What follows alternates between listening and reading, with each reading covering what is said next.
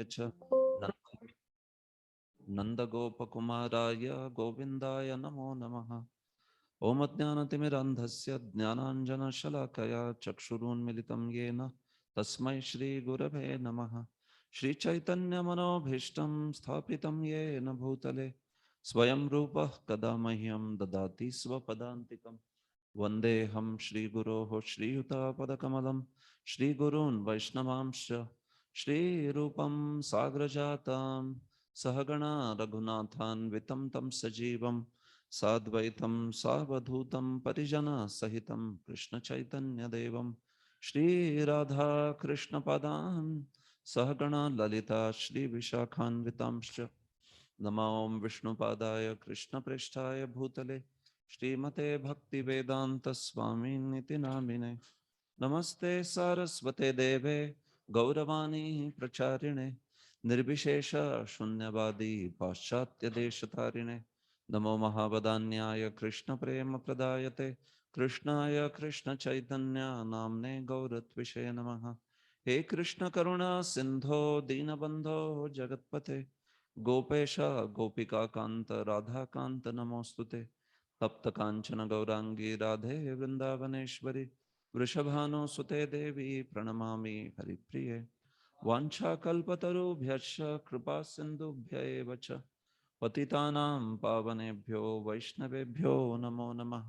जय श्री कृष्ण चैतन्य प्रभु नित्यानंद श्री अद्वैत गदाधर शिवासादि गौर भक्त वृंद हरे कृष्णा कृष्ण कृष्ण हरे हरे हरे राम राम राम हरे हरे सर्वशास्त्राब्धि पीयूष सर्ववेदैक सत्फल सर्वसिद्धांत रत्नाढ्य सर्वलोकैक दृक्प्रद सर्वभागवत प्राण श्रीमद्भागवत प्रभो कलिध्वांतोदितादित्य श्रीकृष्ण परिवर्तित परमानंद पाठाय प्रेमवर्ष्यक्षरायते सर्वदा सर्वसेव्याय श्रीकृष्णाय नमोऽस्तु मे मदेक बंधो मत्संगिन् मद्गुरो मन्महाधन मन्निस्तारक मद्भाग्य मदानंद नमोऽस्तु ते असाधु साधुता दायिन अति नीचोच्च तारक हानमुंच कदाचिन्मां प्रेमनार्थकंठयोस्फुर श्रीमद्भागवत महापुराणम की जय।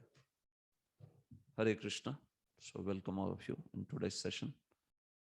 So today we will continue and we will quickly finish the chapter second and also complete major section from chapter 3, Krishna willing. At least I am willing to complete. Let's see how it goes. Kanai Krishna Das is willing, but Krishna should be willing. So I'm hoping today to complete with, take it with fourth gear or fifth gear and complete it. Otherwise, yes, as I said, I am notorious for not completing on time things. So we will see this. This last section is just Krama Mukti. Uh, Basic idea is to be given, and then after that, last 5-6 verses are important, and then next of the chapter is also quite relevant, very beautiful chapter, pure devotional service. So till now we have discussed in second canto, where verses 1 to 7 discussed the futility of karmakand, futility of being attached to the fruits, and that's how he glorified vairagya, which is needed on all the paths. So condemning karma phala, that is the topic of first 7 verses. Then from verse 8 to verse 13, almost 13, 14, he spoke about Paramatma Dharana, isn't it? Paramatma Dharana, yesterday we discussed that thing. And then finally from verse 15 to 21, he spoke about Sadhyo Mukti, the path of immediate liberation, somebody who qualifies to, you know, to achieve that immediate liberation. He has practiced Ashtanga Yoga, and then from there, he is now desiring to quit the body and merge in Brahman. Bhakti Mishra Yoga. So that was also spoken. So now another yogi who also desires liberation, but he also wants to see the different places in the universe. He wants to visit those places and wants to do some sightseeing, right? Like Prabhupada gives example in this purport, the next verse coming, that somebody may want to go to a destination, but they want to also see the places around, like that, right? Somebody may want to go to Delhi, but then while going to Delhi, he wants to see a lot of places around and then finally reach Delhi only. So similarly, this yogi is there who is qualifying for Krama Mukti. Although he is qualified yogi, he is also accomplished in his dharana, but still he has desires to see these places. Uh, that is what will be spoken now. Okay. So, such a yogi, he gets liberation, but he gets after doing a lot of detour, in the sense, a lot of sightseeing, visiting the places. Finally, he comes to the same destination. The, the mukti is not quick, immediate, like this person whom we described in prior verses. So this is a gradual liberation. He goes to that particular place, and then from there to further, all these places will be described. Okay. So we will just see the verse and then continue this important discussion. Text 22. Yadi prayasyan nripaparyameshtyam vaihasanamuta vaiha yasanamuta yadviharam ashtadhipatyam gunasannivage saheva gachan manasendriyaischa.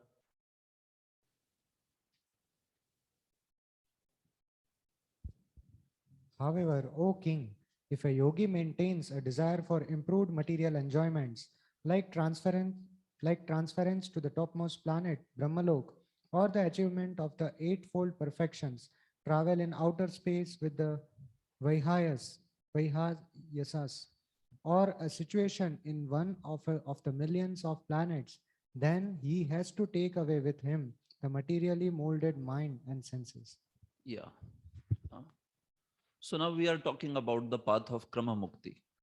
10 verses will describe Krama Mukti now, almost till verse 31. So who is the one who qualifies for this Krama Mukti? Please understand carefully. Who is the one who qualifies for Krama Mukti?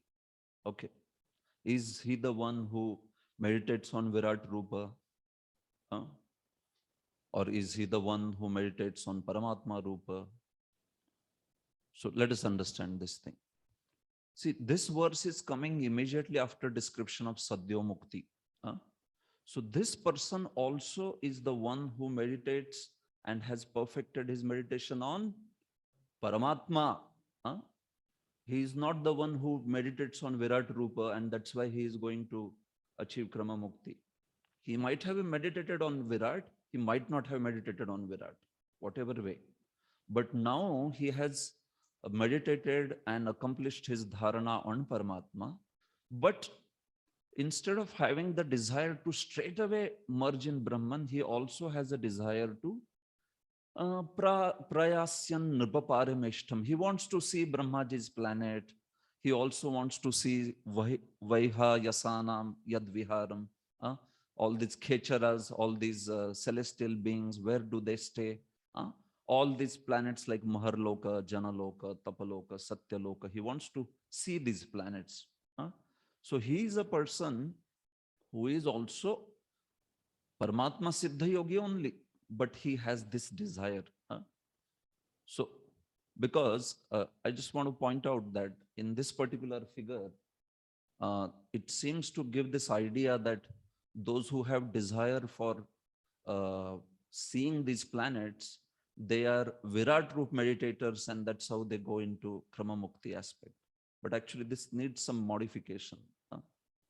I have studied this section from commentaries very thoroughly, and how it is like this. See, there is Yama, Niyama, Asan, Pranayam, Pratyahar. Fine. Okay. So now person comes to dharana level.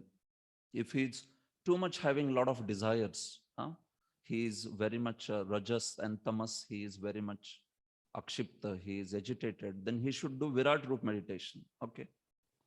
Now, after he meditates on Virat Rupa, and he perfects his dharana, then he should come here. He cannot go like this here. It's not possible. After he meditates on Virat Rupa, then he has to come to this dharana, which is Paramatma dharana. Huh? So this particular section should be modified actually. Hmm. So if he perfects that Virat Rupa dharana and then comes over here, that is Dharnashra, Paramatma, Dharanashra. Then he goes to Dhyan, then he goes to Samadhi, and then he does all that Shat Chakra yoga. But at this point, there is direct liberation or Krama liberation you will have to see. So it is from here actually, from this Samadhi stage. Meaning at this Samadhi stage, if that person has a desire for what? Seeing the places, then it should be like this. Then he comes here. Understand? From here, the arrow goes and then he qualifies for this particular path. Then he goes like this and then comes over here. Otherwise, this particular figure is taking one here. So now what happens to Virat Rupa meditators' Dhyan and Samadhi stage? Do you see it anywhere? You don't see that, right? So the Dhyan and Samadhi stage is missing for that Virat Rupa meditator. So that's not how it is. And I did check with all the scholarly devotees who read Tikas and all. Yes. So how it should be is, there is only direct coming to over here. If there is no, if he does Virat Rupa meditation, still he is not purified. He has to perfect his dharana to come to here. If he is not yet perfecting, then go back to dharana and do it very properly and perfect it. Okay. And then come to this Paramatma dharana. Without Paramatma dharana, you cannot get Kramamukti also. You understand? It may give an impression that without Paramatma dharana, he is getting Kramamukti, isn't it? So actually, without Paramatma dharana, he will not get Kramamukti also. He will have to perform Paramatma dharana. So this is the point. So now at this particular point, when he does Dhyana and Samadhi, then two paths open up. If he desires nothing but Brahma, then he will go directly Shat Chakra Yoga and liberation. Finished. Story ended. But if that person desires what? To want to see the places, then this person, what he will do is, he will follow the path of Krama Mukti. And he qualifies because he has already undergone Dhyan and Samadhi in this particular way. So then he comes over here, all these stops of Krama Mukti, and then finally he comes here and to get the liberation. So that is how it should be actually, like that. That's why Vishwanath Chakravarti also, in the beginning of this section, you can see that how did he describe the contents of this topic. I am just telling you so that you are clear with it. What I'm saying is with proper praman. You can see what did Vishwanath Chakravarti said. Okay, just a minute.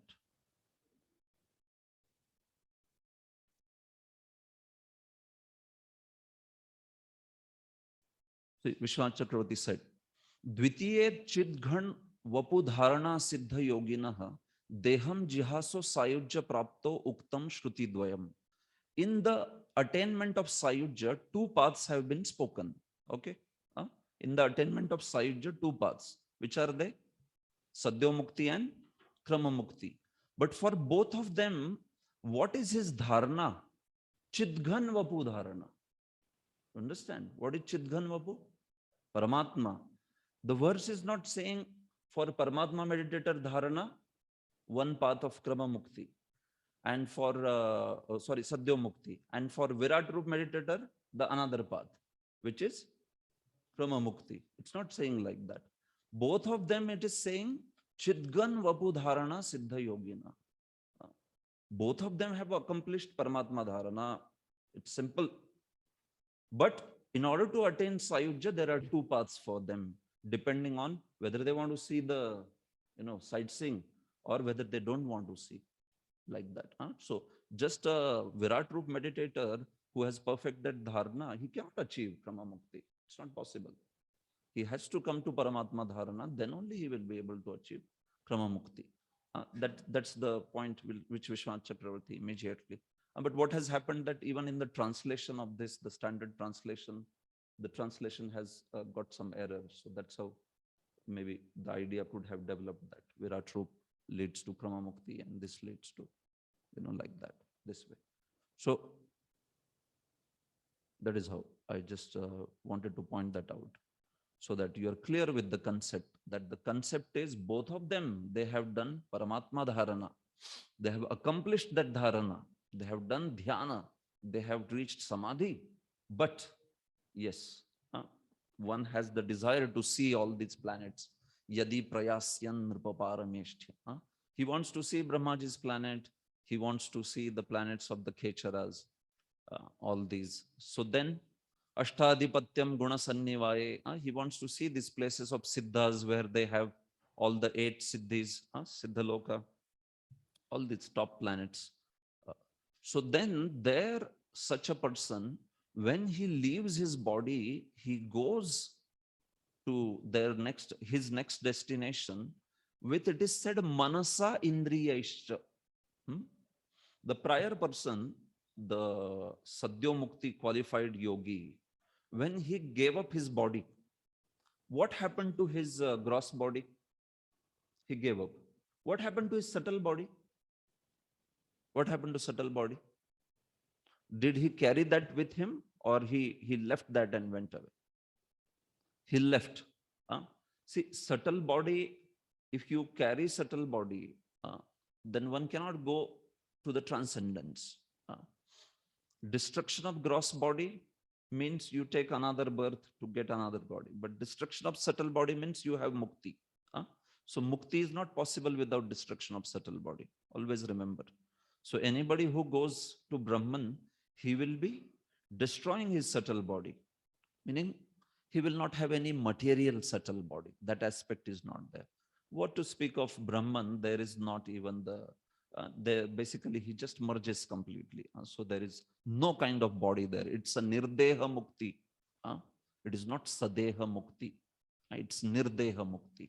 There is, you don't call that going to Brahman is some kind of deha is there.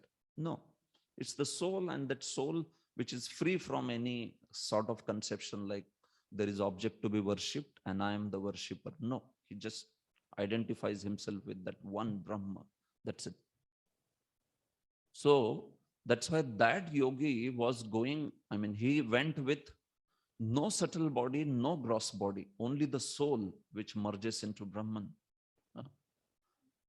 But here, this particular personality, because he has a desire to see these places, there is a curiosity to see all these places. So he is said to be going with Manasa Indriyaish Saha. He goes with Manas, he goes with Mana, and he also goes with the Indriyas. So when it is said that he goes to these places with his mind and his senses, what does it mean? It means he goes there to these places with mind and subtle senses. Gross body, he will live here only, but he will go with the subtle senses because subtle senses are there within the subtle body. You know that I explained. Chakshu, Granam, and everything is there within the subtle body. Okay, so he goes with the subtle body to now next destination. His final destination is Brahman only. But with that, while going there, he has many stops actually, by which he goes to this particular, meaning he achieves Sayujya Moksha. So that is what is the point of this particular verse. So what he will do is he will go to those individual places. He fulfills his curiosity to see those places. And then that particular level of desire is deleted from his subtle body. And like that, he proceeds slowly, slowly, slowly. That layer of enjoyment or that layer of curiosity in the subtle body is given up. You understand? It's all subtle only. But that particular aspect of subtle body by which he wanted to see these planets, that layer of subtle body is given up, and then he goes further like that. The Sadhya Mukti yogi, he just gave up his subtle body and he went away. He went to merge in Brahman. But this particular person, he wants to see these places like Maharlok, Janalok, Tapalok, Satyalok, and all that. So that's why he is actually being taken in this manner, Krama Mukti. He is also perfected Ashtanga Yoga only. Paramatma Dharna only, he also has perfected. But this is his uniqueness. Prabhupada says, see, as inquisitive persons tour all over the world to gain direct local experience, the less intelligent transcendentalist similarly desires to have some experience of those planets about which he has heard of so many wonderful things. So, you understand, he is not to be condemned like a karmi. You understand, no? Karmi wants to go there. Karmi wants to go there in order to enjoy all those planets and stay there, and all for that all purpose. The yogi's desire to go and visit this planet is actually his main desire is to merge in Brahman only. But these particular aspects of having that curiosity for the material worlds, material universes, places, that is what is causing him to undergo Krama Mukti. So that is the point. He has the transcendental goal in his mind. It is there. So that is his speciality. Transcendental goal is very, very clear. Karmi means, suppose from here to Delhi, if you want to go, and in between Jhansi comes. So he wants to go to Jhansi only. He doesn't want to go to Delhi. But this person wants to go to Delhi direct. But he also wants to see fort in Jhansi or whatever, some other sightseeing that he wants to do like that. So that is his speciality. That is his peculiarity, we can say, this way. And that is why such a person is undergoing this path of Krama Mukti. Okay. So that is what. Text 23. Yogeshwaranam gatimahuranta bahistrilokya pavanantaratmanam na karma bhistam gatimapnuvanti vidya tapo yoga samadhi bhajam. Yes. Read. Translation. The transcendentalists are concerned with the spiritual body. As such, by the strength of their devotional service, austerities, mystic power, and transcendental knowledge, their movements are unrestricted within and beyond the material worlds. The fruity workers or the gross materialists can never move in such an unrestricted manner. So you see, when these yogis, these yogeshwaras, meaning these yogis, those who are qualifying for Krama Mukti, when they are traveling to these places, these planets, and they can move inside of these planetary three loki, meaning all these places, uh, swar, bhu, swaha, bhuvar, all this. And they can also go beyond it. They can also go to Maharlok, Janalok, Tapalok, and all these places. So that particular gati, that particular travel of yogis is not by karma. Na karma bhi. Please note it. It's not by karma. Na karma bhi tam gatim apnuvanti. But how is it then? It is by vidya, tapo, yoga, samadhi. It is by these four factors. See, you can achieve these planets like Agnidev's planet, Vaishvanar Loka, or you can achieve planets in the Shishumar Loka, Swarga, and all that by two ways. One is by karma, by performing those particular sacrifices, like you perform Jyotishtom, so then you go to Swarga. Once Jyotishtom sacrifices, Punya is over, he has to come down. But that is not this yogi. Only those who go by karma, they have to come down. But yogi can stay there as much as he wants, this yogi. So that's why this is said, the gati, the destination that these yogis are achieving, all this destination, it will be spoken, Vaishvanar Loka, Shishumar Loka, Mahar Loka, Jana, Tapa, all this. They are not by karma. They are not performing some karma kand and they are achieving this. No, na karma bhi tam gatim apnuvanti. But it is Vidya Tapo Yoga Samadhi Bhajam. So Vidya, this is transcendental knowledge, the austerity, yoga, meaning Ashtanga Yoga, in which they are worshipping Paramatma. They have also accomplished Paramatma Dharana. That's how they qualify for Krama Mukti. Otherwise, they won't. Uh, So all these aspects, they are generating their qualification to go to these planets. Of course, going to these planets is not something glorious, but I'm just telling you two different ways in which they are reaching. So somebody reaches by karma, he will fall. Kshine punne martyalokam vishanti. But why is such a yogi able to stay there as much as he wants? Till the time his curiosity is finished. And then now he can move on further. Why is that? Because he's not achieving it by karma. He's achieving by this particular process. Na karma bhi. So this is the speciality of these people, yogis, these krama mukta yogis. That's why they are able to travel actually. They are able to travel within 3 planetary systems and even beyond that. In fact, Prabhupada says sometimes they are seen traveling even beyond the material universe. Like that. He quotes Durvasa example. Durvasa or like that. But at least Triloki, we understand. Triloki means Bhur Bhuvasvaha. And then even beyond that, meaning Jana Mahat Satya Tapa. Very clearly, they can travel, in all these places like that.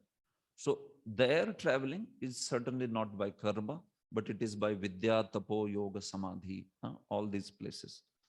These are all ideas, meaning these are all paths which are connected to the Lord.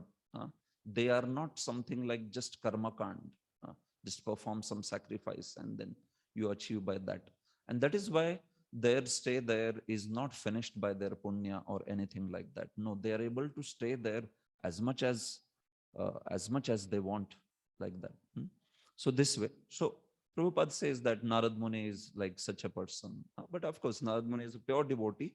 Yes, but he has such powers. He can travel anywhere.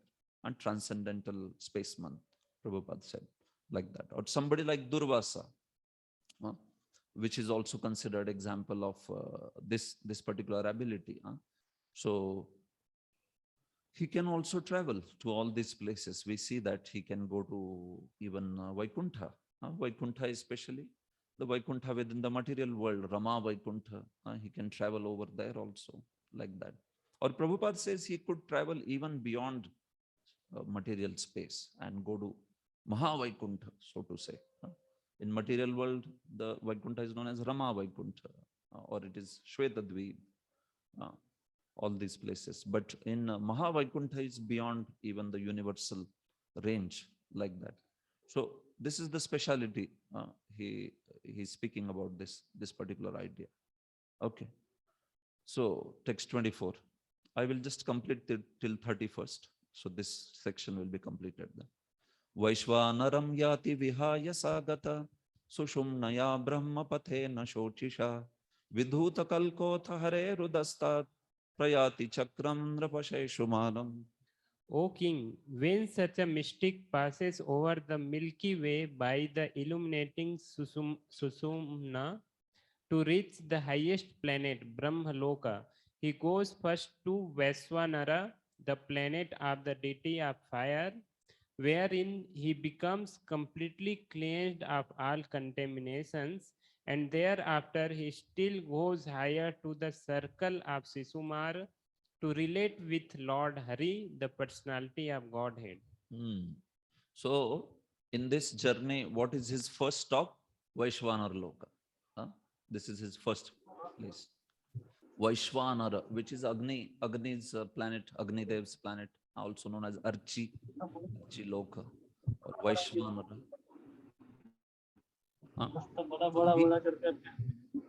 He, electric board है तो electric board सरकार के या ये private Hare Krishna, please keep yourself on mute. Hare Krishna. Please, all the devotees, keep yourself on mute. Okay. Vaishvanaram yati vihayasa gata. So, by the path of ether, vihayasa, this sushumna, this is all yog marga. Sushumna nadi. In our body also there is nadi, which is called as sushumna. Sushumna, and then there is Ela, what is that? Pingala, Ida, Sushumna, all these nadis are there. And they are also existing outside as paths to travel to different places. Uh, So, by the path of Sushumna Nadi, Brahma Pathena, although he wants to go to Brahma Loka, uh, he wants to see all these places. Finally, he wants to go to Brahma Loka. But on this path, he first goes to Vaishvanar Loka. Uh, Vidhuta Kalko, it is said that he becomes completely purified there. What purification? The purification of the desire that he wants to see that particular planet, and he wants to see, and his curiosity in terms of seeing that planet and seeing the enjoyment of that planet, that gets finished after visiting Vaishvanara. So that is Vidhuta Kalka. It doesn't mean he becomes pure devotee. That's not the point. That particular level of enjoyment that he was seeking to go there and see. So that particular layer of enjoyment, enjoying mentality, that gets cleared off. That is called as Vidhuta Kalka. Hmm. And from there, we know that Vaishvanara, from there he moves on to further Harehe Chakram. What is that? That is the Shishumar Loka. Shishumar Loka. Uh, you will learn this in 5th canto, right? Shishumar Loka begins with the planet of Aditya and ends with the planet of Dhruva. Uh, it's a transcendental dolphin, upside down dolphin. It's an imaginary dolphin. Imaginary dolphin. It's basically giving a circle, a range of planets. So the upside down dolphin, it has the lowest point of, the planet of Aditya. And then the topmost point is the planet of Dhruva. And then Mahajana, and they are beyond that. They're up above that, further, like that. So this Shishumar Chakra, this range of planets is what he achieves after going from Vaishvanara. So why it is said Hareha Chakram? Because yes, we know that Lord, the Dhruva Vaikuntha, or you can say that Shvetadvip. So that is also in the Shishumar Chakra. Shvetadvip is quite a big area, but then one who goes to Shishumar Chakra, he starts accessing those particular realms of Shvetadvip.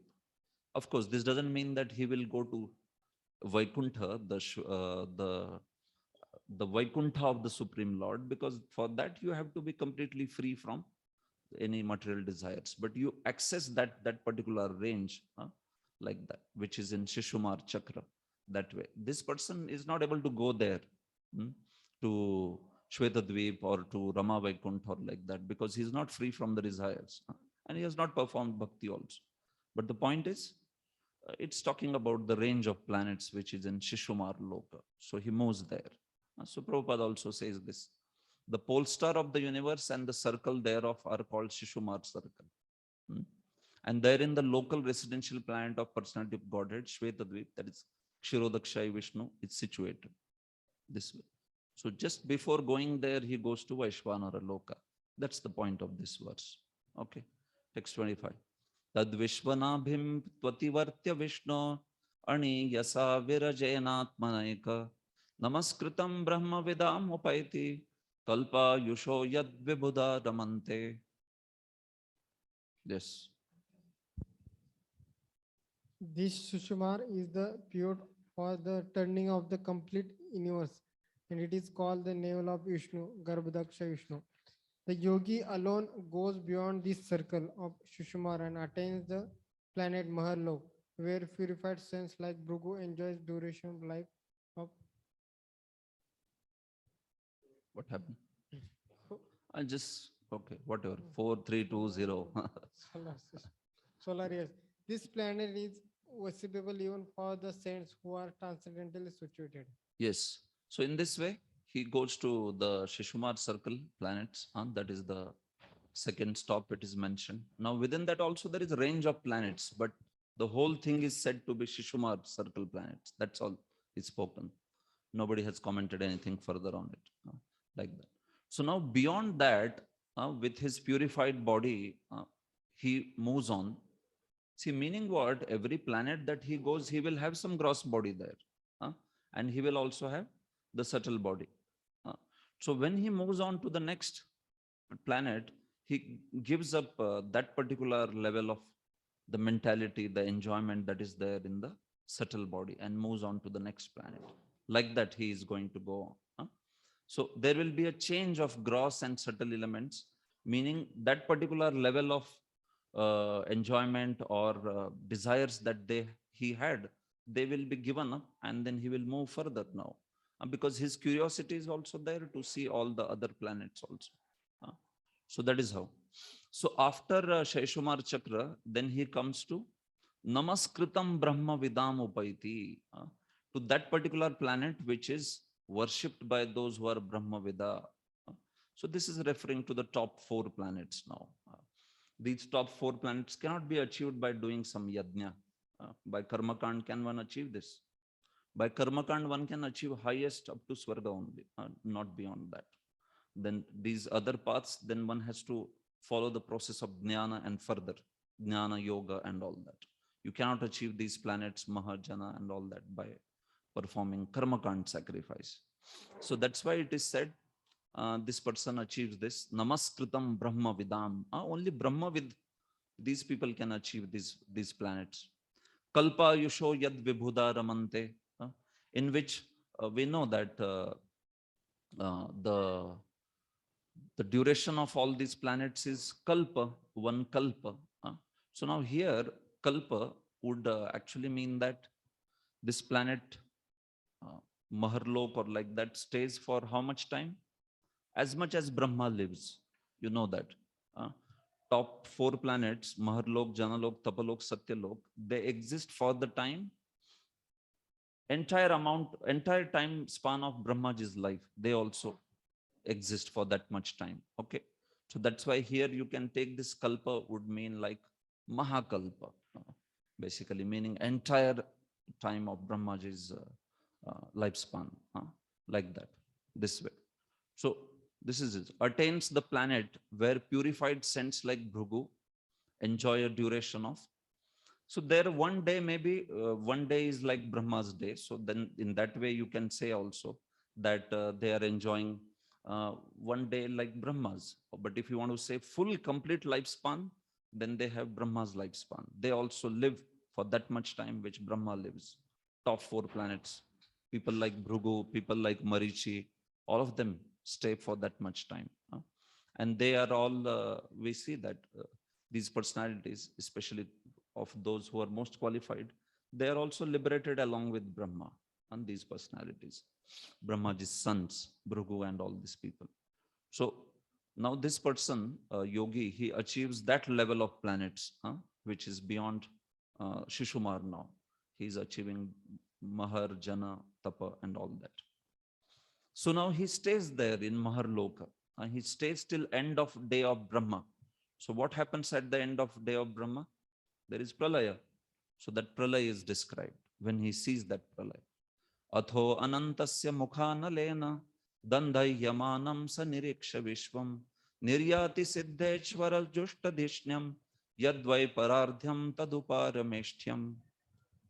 At the time of final devastation of the complete universe, the end of the duration of Brahma's life, a flame of fire emanates from the mouth of Ananta, from the bottom of the universe. The yogi sees all the planets of the universe burning to ashes, and thus he lives for Satyalok by airplanes used by the great purified souls. The duration of life in Satyalok is calculated to be 15 trillion 480 billion years. Achha. Okay. Yeah. So then at the end of day of Brahma, then you know that all till Swarga, everything is destroyed, isn't it? And then top 4 planets, they remain as it is at the end of Brahmaji's day also. In the night of Brahma, top 4 planets, they are not destroyed. They stay as it is. But when these below planets, Swarga and below, Bhur, Bhuva, Swaha, when this is destroyed, so through the flames that come out of mouth of Ananta Shesh, so the heat of that Ananta Shesh's flames is experienced in Maharlok. Although the below lokas are burning, but he being in Maharloka experiences the heat. He sees that how the entire planetary system, Triloki, is being burned down by Ananta. Uh, so, Dandhyamanam Saniriksha Vishwam. So then these Maharloka residents also go to the top planets further. So this person, then even if he decides to stay for Maharloka, complete day of Brahma, but at least at the end of Brahma, seeing this fire coming out of Ananta and destruction, then he goes further. He moves on to further lokas like Jana, Tapa, and finally Satya. So it is said that then he moves to Parameshtyam, meaning Satya Loka. But obviously it means that he moves to Jana, then Tapa, and then finally Satya, like that, which exists for Dviparardha time. One Parardha is 50 years. Dviparardha is 100 years of Brahma. Okay. So like that, he moves on. So Prabhupada ji, in purport, he is giving general ideas about these places and their duration and all that. So primary idea about the verse that we are understanding, that we are covering. Yeah. Correct. Yeah, at the time of final devastation of complete universe, a flame of fire emanates from the mouth of Ananta. Yeah. So actually here, Atho Anantasya Mukhanalena, Prabhupada, see, there is also one pralaya that happens at the end of, but here the context, if we see, is of a pralaya which is at the day of Brahma. That's why it is said Maharloka, he is staying there at Maharloka, and then he is moving on further. Okay. So Prabhupada sometimes takes the terminology and he may utilize it for, Atyantik Pralay, or he may use it for Prakrit Pralay. He uses that in multiple ways. But if you see all the scheme of verses, this is very clear that it is coming at the end of Brahma's day. And that's how he moves on further. If it is at the end of Brahma, then basically even what he will do by going to Brahma's planet also, right? Because even that is getting ended, isn't it? But here what happens is when he goes at the end of Brahma's day, so then Brahmaji and all these people, see, they are not disturbed by the heat of, the Ananta further, all these top planets. So that is how that is explained. You can see Vishwanath Chakravarti Ji Goswami explain in this manner, that is how he moves on further and goes to Satya Loka. Now there, he can stay as long as Brahmaji is there, that is till the end of Brahma's lifespan, or he can decide whether he doesn't have to stay till Brahma's life ends. That choice is with him. See, if the yogi goes and he stays there now in Maharloka till end of day of Brahma, and then he goes further to Satyaloka. So now Satyaloka has full lifespan of 100 years, isn't it? So choice is his whether he wants to stay till end of Brahma's life, or whether he wants to give up his body, in the sense attain that mukti before only. You understand? That idea is also very clear actually in the scheme of verses. I'll just complete this, then it will be clear also. It's not that everybody has to stay with Brahma till the end of his life, this Krama Mukta. No, he can also give up his body before Brahmaji. He can choose that particular aspect. So that is how the explanation of Srila Jiva Goswami and Vishwanath Chakravarti is in terms of the day of Brahma, like that. But because the same kind of pralay can also happen at the end of Brahma's lifespan, so that it can be also explained in that particular fashion. But you see the next series of verses, then it will become clear that actually it has to be before, that way. Okay. Further. Na yatra shoko na jara na mrityu nartir na chodve garute kutaschit yat chittatoda kripaya nidam vidam duranta dukkha prabhavanu darshanat. In that planet of Satyalok, there is neither bereavement nor old age nor death. There is no pain of any kind, and therefore there is no anxieties, save that sometimes due to consciousness there is a feeling of compassion For those unaware of the process of devotional service, who are subjected to unsurpassable miseries in the material world. Hmm. Yes. So this is the glorification of that Satyaloka planet. Huh? So Satyaloka, there is no shoka, no jara, no mrityu. Huh? See, in the sense of that the people there don't die, right? They die, that their lifespan ends only at the end of universe. Huh? So there is no mrityu like this world. Huh? At the end of their life, they just go back. If they have purified themselves, they go back. Otherwise, they are taken into Mahavishnu's body. Hmm?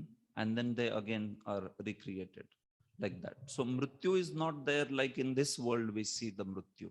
But obviously, yeah, abrahma bhuvana lokat purnavatin arjuna. It is said. So na yatra shoko na jara na arti. There is no distress like the distress of this world, no anxiety, except one, which is yat chittato adah kripaya nidam vidam. Hmm? These are all exalted souls actually. When they see the conditioned souls who are anidam vidam, those who don't know the path of liberation, those who don't know the spiritual life, those who don't know the transcendental path. So because of that, they see the suffering of these conditioned souls, which are taking repeated birth and death. So seeing them, they have suffering within their heart. That's the only suffering that is there in this planet. It is said, Satyaloka, these personalities are so exalted, they are very great sages, that only misery in their life is that which is caused by seeing the suffering of others. Otherwise, they themselves, because they are beyond all such desires which are mundane sense enjoyment and all that. So that's why they themselves are not suffering because of such thing. But only by seeing Duranta Dukkha Prabhavanu Darshanat, by seeing the misery which is there in the conditioned soul's life, that is their misery, that is their only distress. Rite, except that there is no shoka, like that the verse has been written. So this way. So Prabhupada in the purport speaks about how these personalities, they are very, they have that aspect of compassion for all the living entities, like that. So he says that all these people, you can see here finally, he is actually happy because he has no anxieties of material existence. But as a compassionate sympathizer, he feels unhappiness for the suffering materialistic men. And thus he occasionally comes before the materialistic men to teach them the necessity of going back to Godhead. All the bona fide acharyas preach this truth of returning home back to Godhead and warn men not to make a false plan for happiness in a place where happiness is only a myth. So he speaks about that this is the mood of also devotees. And devotees also have only one suffering, which is paradukha dukkhi. They have the suffering that conditioned souls are suffering. So similarly, these great sages also, they don't have misery of their own mind and senses and all, but they are primarily worried about the conditioned souls like that. So now this particular soul who is gone to yogi, who has gone to the planet of Brahma, so there he can stay as long as Brahmaji is there, and then at the end of Brahma's life he can get liberated, or such a person will choose to live before Brahma by crossing all the boundaries, the layers of the universe, and then merging into Brahman. So that aspect is being spoken over here, like that. So if the prior pralaya referred to the final devastation, then the final devastation, he will anyway go with Brahma, isn't it? Along with Brahma, he will go. So this section is not needed then. When he is passing through earth, water, fire, air, ether, why this will be needed? This section is not needed then in that particular case. So this happens, this passing through earth, water, fire, air, ether, only when he desires to live before Brahma. Brahmaji is going to live at the end of his life, but his curiosity is fulfilled, and then he now wishes to merge into Brahman. So this is when this particular aspect will come in picture, like that. Text 28. Tato vishesham pratipadya nirbhaya Tenatmanapo nalamurtiratvaran Jyotirmayo vayumupetya kale Vaivatmanakham brahadatmalingam.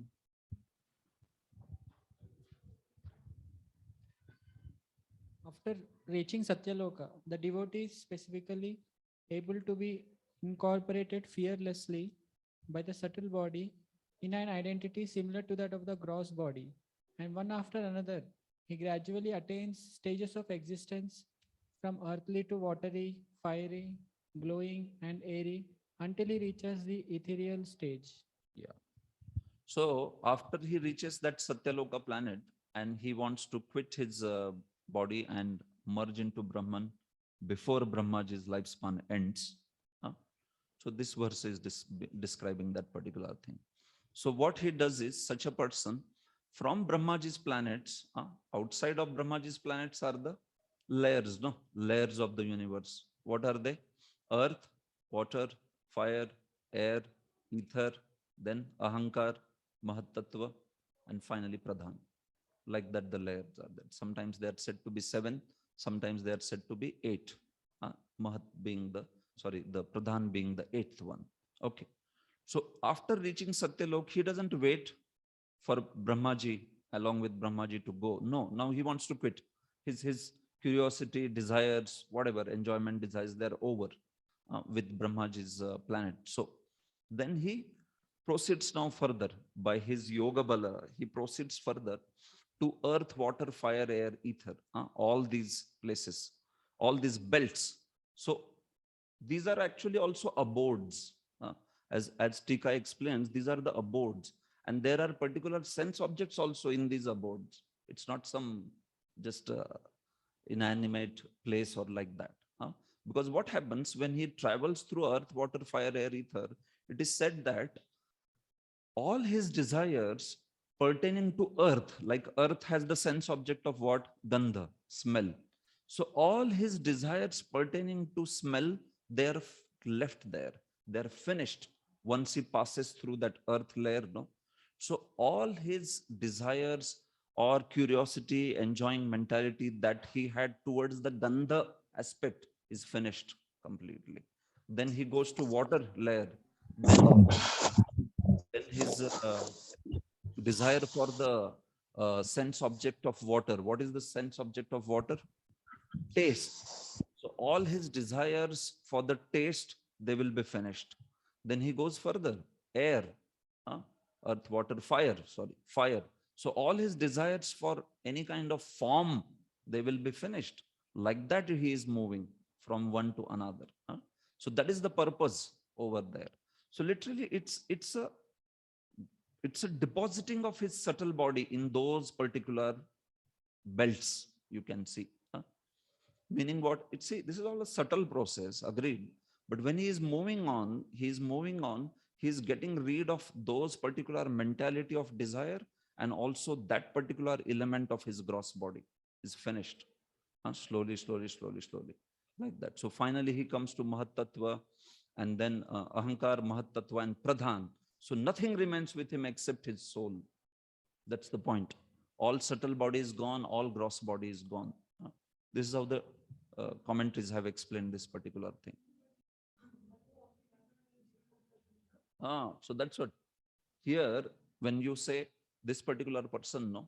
So although he's practiced that, but he will not be considered a Jivan Mukta in that case. Although he has practiced Samadhi, although he has practiced what? Dharana, then further Dhyan and Samadhi, but he will not be considered a Jivan Mukta. If he was a Jivan Mukta, then he doesn't have to go through all this. So Jivan Mukta is only for Sadhya Mukti. Because of his desires to see all these planets, so such a person will not be treated as Jivan Mukta. Understand? So that is how. So this is how he proceeds further, from one belt to another, it is said. So Prabhupada ji quotes also Srila Jiva Goswami's explanation of these belts, earth, water, fire, air, ether, and their dimensions, how each one is 10 times thicker than the previous one, like that. And this is what Prabhupada describes. So person moves on from one to another, like that. So see, Prabhupada is expressing this also for bhakta, as a devotee. Just as he was explaining Ashtanga Yoga, Sadhya Mukti aspect also for a devotee. Similarly, he's also explaining the Krama Mukti aspect for a devotee. Context here is of that Bhakti Mishra Yogi, but Prabhupada also explains this as a devotee desiring Krama Mukti. And that is also perfect because, as I was saying, in Sri Vaishnava Sampradaya tradition, they also speak about a Vaishnava achieving Vaikuntha Loka through Krama Mukti. That idea is also spoken. So that's how when Prabhupada is saying devotee achieving all these things through Krama Mukti, so that is also perfect, that can be understood. But all the acharyas have explained it in the sense of Bhakti Mishra Yogi. It's not being explained in terms of devotee like that. Okay. Ghanena gandham rasanena vairasam rupam cha drishtya shvasanam tvachaiva shrotrena chopetya nabho gunatvam pranena chakuti mupaiti yogi. Yes. The devotee thus surpasses the subtle objects of different senses, like aroma by smelling, the palate by tasting, vision by seeing forms, touch by contacting, the vibration of the ear by ethereal identification, and the sense organs by material activities. Yeah. So when he is moving through each one of this earth, water, fire, air, ether, all these different coverings, then it is said he is surpassing the subtle objects. So we just discussed that, right? With earth, he is surpassing the subtle object of smell. With the water, he is surpassing the subtle object of taste, like that. So, and finally, with the ether, he is surpassing the subtle object of sound, like that. So he is moving, meaning he is becoming completely free from any sort of desire, any curiosity towards that particular sense object. And also within his gross body, he is becoming free from that particular element. You understand? So that particular element within his gross body is being given up, you know, when he is entering into that particular belt. And this is how he is proceeding further. So see, some understanding we can get based on how acharyas have explained. If you will feel like what exactly happens, it's like he leaves the earth part of his body and then only water and these four are there.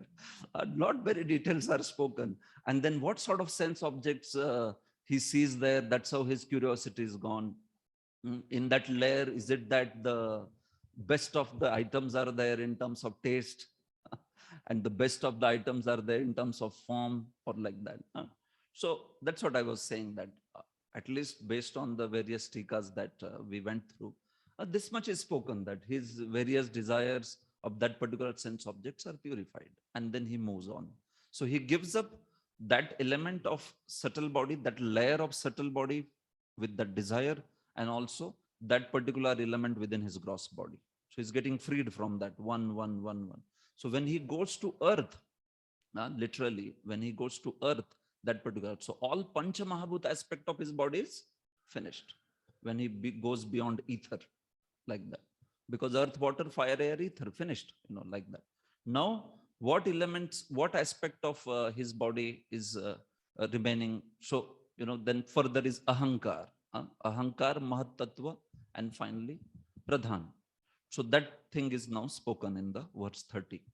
Sabhuta sukshmendriya sannikarsham manomayam devamayam vikaryam samsadya gatya sahatena yati vijnana tattvam gunasannirodham. The devotee, thus surpassing the gross and subtle forms of coverings, enter the plane of egoism. And in that status, he merges the material modes of nature, ignorance and passion, in this point of neutralization, and thus reaches egoism in goodness. After this, all egoism is merged in the Mahat Tattva, and he comes to the point of pure self-realization. Yeah.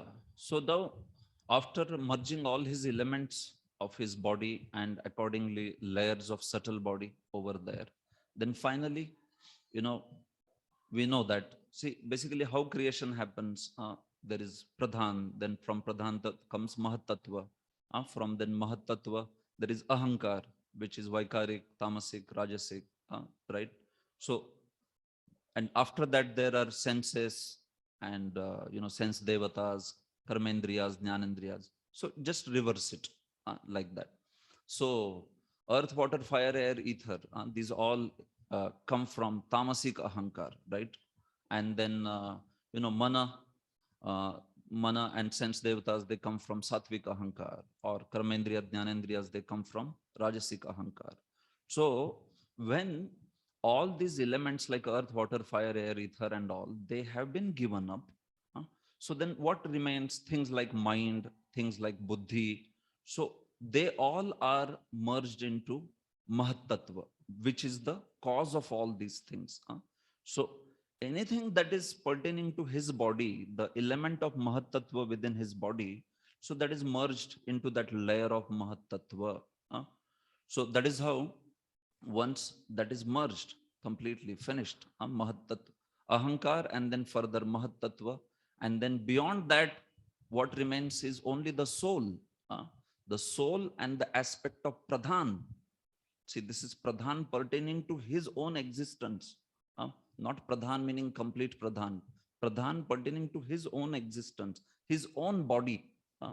Pradhan or Mahatattva pertaining to his own body, like that. This all we are speaking in terms of his own body, all these elements. Okay.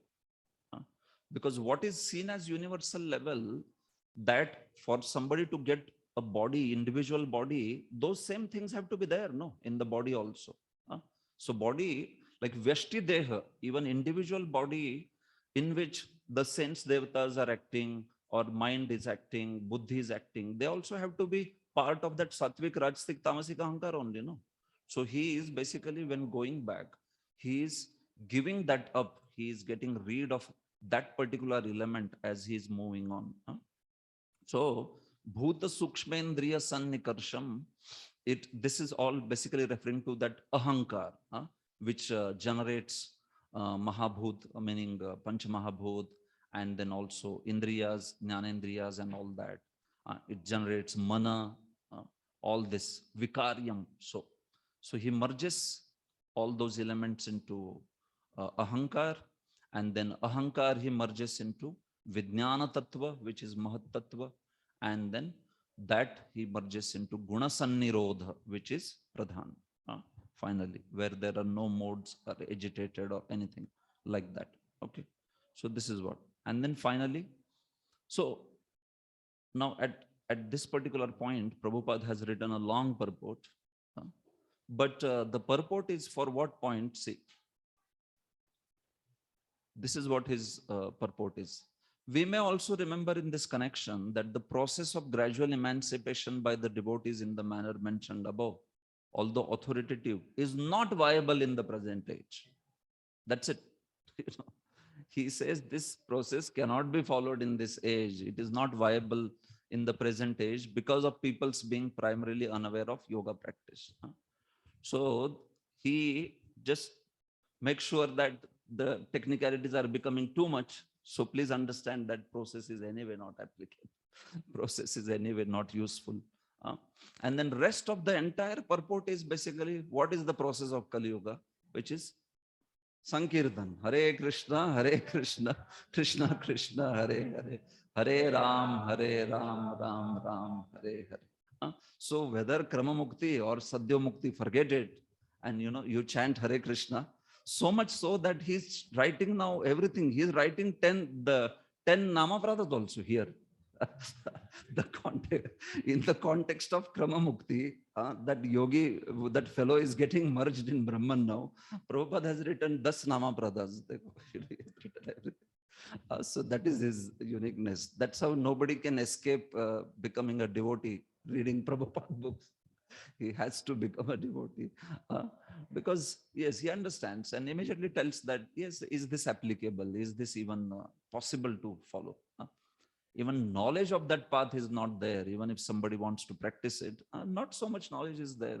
Previous days, yoga path, everybody was aware and very learned yogis were there. Right now, What is people's idea of yoga? Some doing some push, just some breathing exercise or something.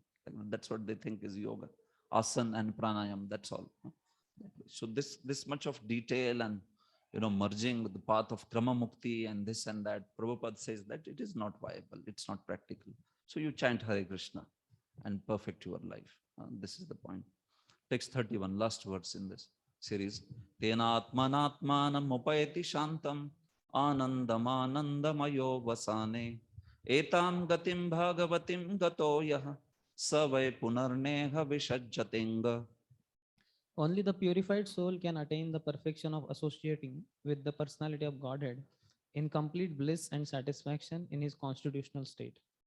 Whoever is able to renovate such devotional perfection is never again attracted by this material world, and he never returns. Okay. So this is the path, this is the last verse which says that how he also merges into Brahman. Tena atmana atmanam upaiti shantam. So now he's remaining with what? Only Pradhan. So Pradhan comes from actually whom? Pradhan comes out of the body of the Lord. Right? So that Pradhan, he makes sure that he merges, meaning that is deposited back into the body of the Lord. And then this person, he himself merges into Brahman. Atmana Atmanam Upaiti. But the way the verse is written is Shantam Anandam. He achieves Shantam and Anandam. What is that? He achieves, basically, it is said, Prabhupada translates Shantam and Anandam as rest, supreme rest, and satisfaction, like that. In that way, he translates it. So now Prabhupada, he has translated this verse in, again, devotional context. What does Prabhupada say? That such a person, only the purified soul can attain the perfection of associating with personality of Godhead. Personality of Godhead, he is saying.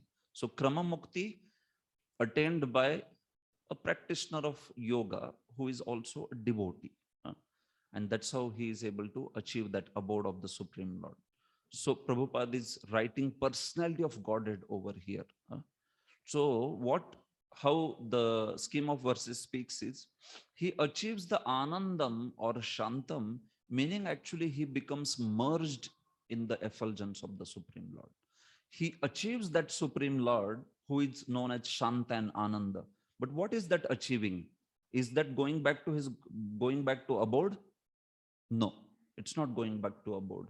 It is merging into the effulgence of the Supreme Lord. That is what it means actually. For the Bhakti Mishra yogi, achieving Shantam Anandam, Shanta or Ananda Visheshan kiske hai? Bhagwan ke. He achieved that personality who is Shanta and Ananda. So for a devotee, it would mean he achieved the Vaikuntha planet. But for a Bhakti Mishra yogi, what does this mean? He achieved what? He achieved Sayujya. So why then it is saying that he achieved the personality of Godhead? Yeah, he achieved the effulgence of personality of Godhead. In that sense, this person is merged. He is merged in the effulgence of the Supreme Personality of Godhead. So from that angle, you read the commentaries, you will find it very clearly. It is mentioned, Vishwanath Chakravarti and all of them. Srila Jeev Goswami mentions that if this practitioner was a Bhagavad Upasak, if he was practicing bhakti and he chose the path of Krama Mukti, then such a person will be able to achieve Vaikuntha. He will be able to achieve the transcendental planet. But otherwise, the other person, the Bhakti Mishra yogi, the regular one, he achieves Brahman. He achieves the effulgence of Supreme Lord. And that is why it is said in this sense. Etam gatim bhagavatim gato yaha savai punarneha vishajjatenga.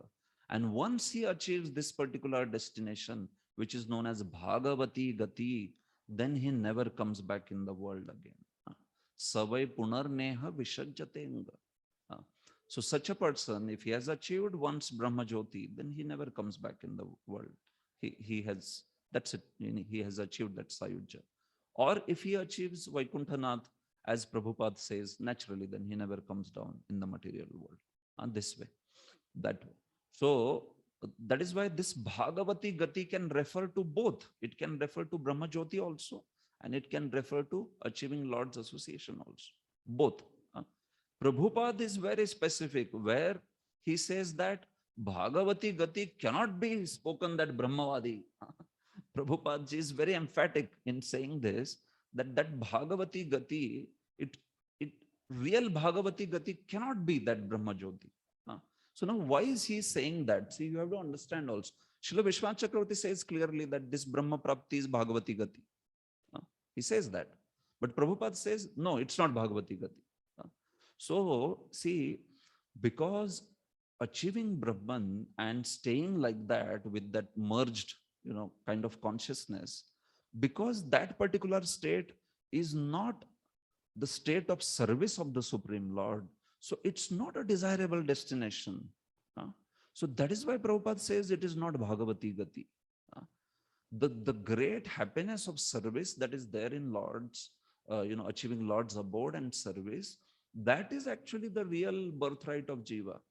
But instead of that, if you are settling with something like Brahmananda, where there is no Anand of Seva, so then how can that be considered Bhagavati Gati?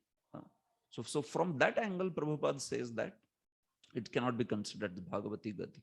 As Vaishnavas, we don't accept it as Bhagavati Gati. It's not the real destination. The real destination is you go back to the spiritual world and achieve that particular abode. But the text is saying that it is Bhagavati Gati very clearly. Why? Because that is Bhagwan's effulgence. So that's why Bhagavati Gati. So Vishwanath Chakravarti says it is Bhagavati Gati. Veer Raghav says it is Bhagavati Gati and all. So you have to understand sometimes Prabhupada's emphasis also, mood also, why he writes certain things like that. Even the aspect of Brahma Jyoti, I did mention this before also. Because you are serious learners of Bhagavatam, see, you have to know that there is nothing like falling from Brahma Jyoti. It's not spoken in Shastra actually. Somebody goes to Brahman and falls from there. It's not like that. So now Prabhupada sometimes may in his statement speak such kind of things and all that. So I checked with also many of the scholarly devotees of ISKCON. So it is more from the angle of don't aspire for this. You should not aspire for this. This is not a destination. The real destination is one should go back to the spiritual world. That's the point. But if you want to substantiate a statement like people fall from Brahma Jyoti, it's not possible because there is no such mention in entire Shastra anywhere, including the classic verses like, Aruya Krishnena Param Padam. That verse is not saying that idea at all. That verse is not saying that idea. That verse is just saying that somebody from imagined state of superiority is falling down. That's all it is saying. It's not saying somebody merges in Brahman and falls down like that. You read that verse very carefully, how Prabhupada translates also. From the imagined state of superiority, Prabhupada says. And Jiva Goswami gives little much more benefit to those people by saying from Jivan Mukta state they can fall. Such people, they achieve Jivan Mukti, but then at that point, if they develop Anadrita Yushmadangraya, if they develop that Krishna's lotus feet are actually what?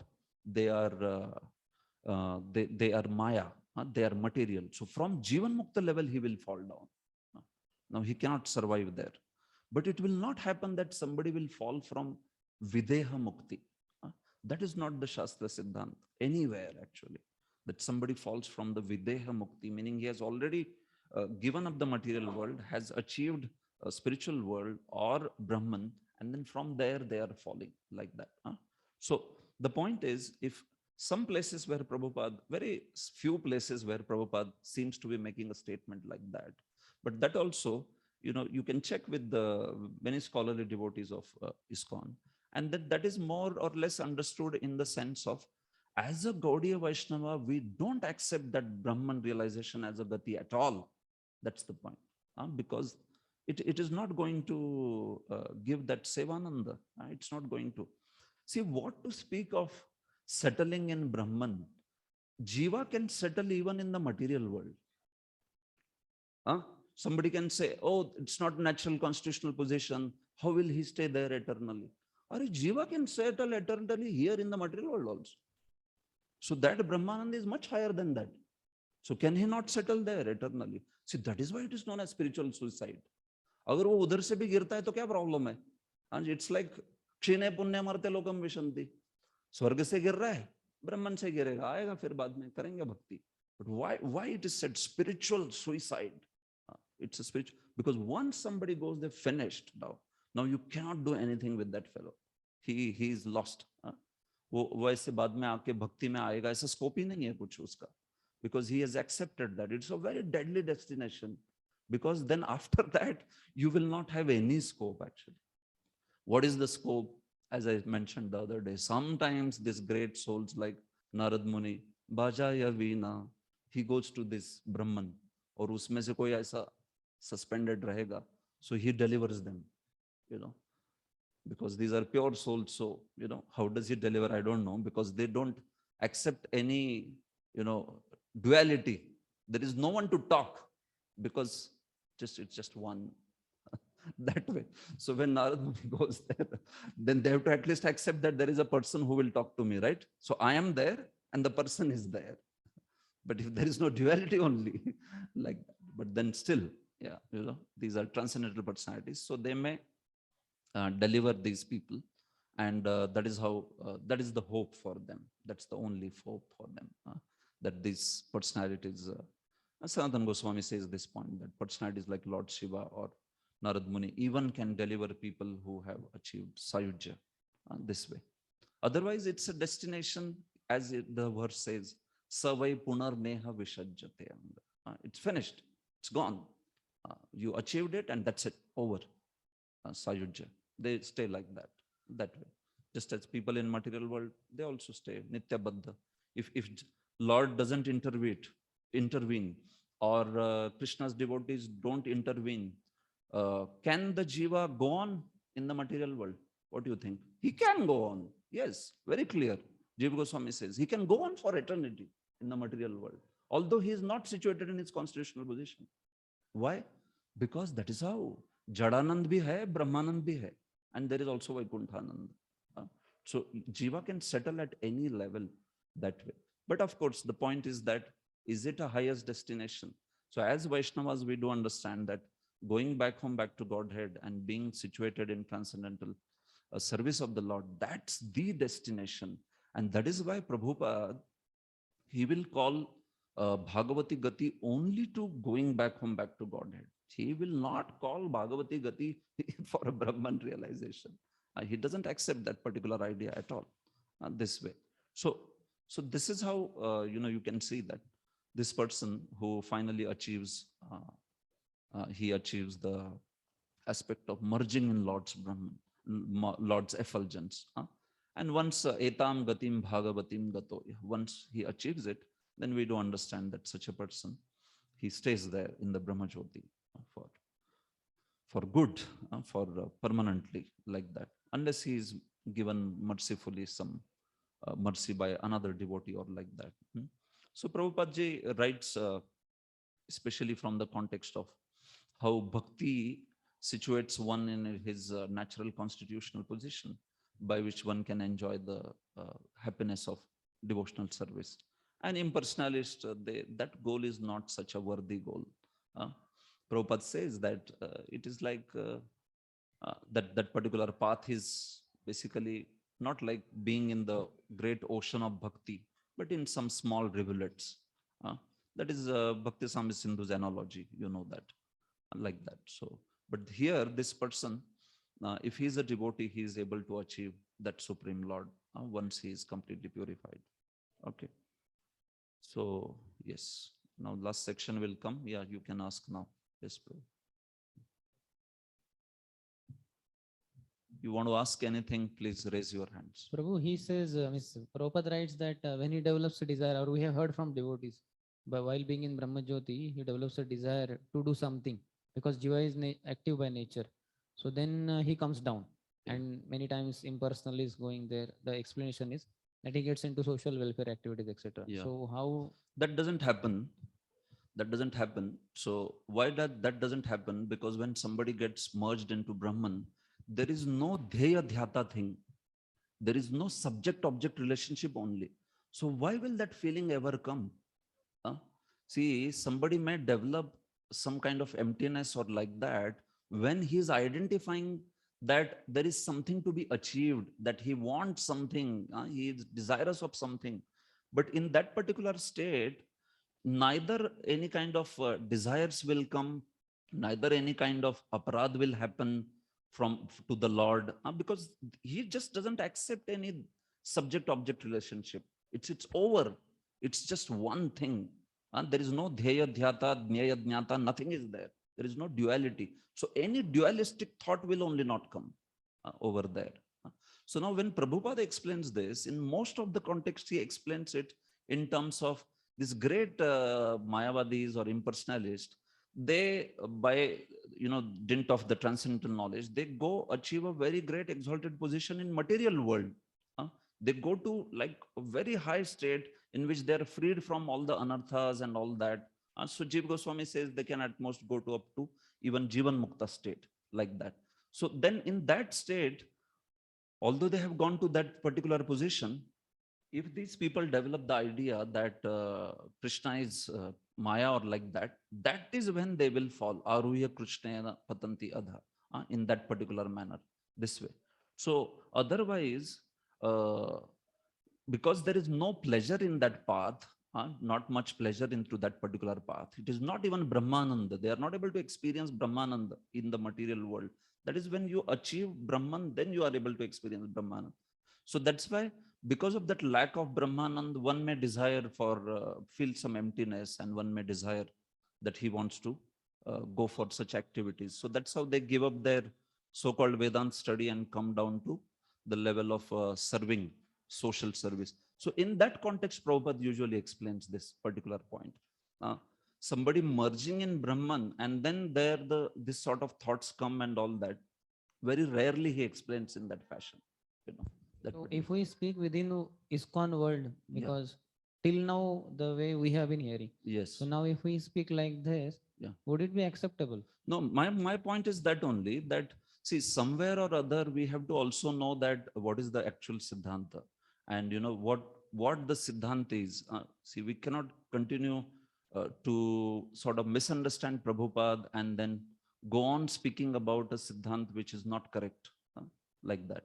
So what my point is in speaking is, sometimes Prabhupada's statements by its own light may not be understood by us, what he means by that when he says such a thing. So that's why you will have to refer to people who are learned in the field, those who are quite knowledgeable from all the angles of Shastras, and check with them why Prabhupada writes particular thing in that particular way. And based on that, then we can explain things. That would be a better or more standard ideology. Otherwise, what will happen, those who are serious learners of Bhagavatam, when they come across these contradictions, they may get bewildered. What is this actually? Is this is a Siddhant like somebody falls from Brahma Jyoti? Is that being propagated? But if you read deeply enough Shastra commentaries and all that, it's quite clear that there is nothing like that. That particular Siddhant is not there. So then the responsibility comes on us to be able to sort of explain or reinterpret Prabhupada's words when he writes something, or when what does he mean exactly by that, like that. So on a face value, we may feel like, oh yeah, I understand what Prabhupada is saying over here and all. But only when the overall Shastra is known, then that kind of just a minute. Then that kind of understanding which is there.